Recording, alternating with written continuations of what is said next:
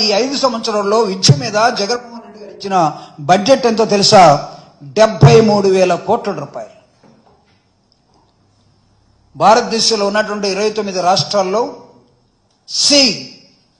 The Andhra Pradesh 2019 to 2024, the budget which has been allocated to the education is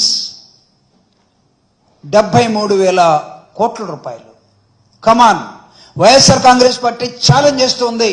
Jaganmohan Reddy ఒక్కటే ఎంత చేశాడు, మీరు ముగ్గురుగా కలిసి ఎంత చేస్తారో చేయండి.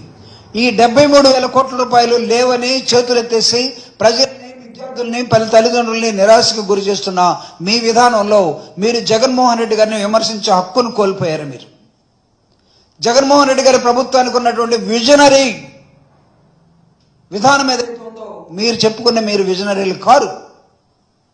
మీరు విజనరీలు అయితే పేద పిల్లల కోసం ఖర్చు పెట్టండి.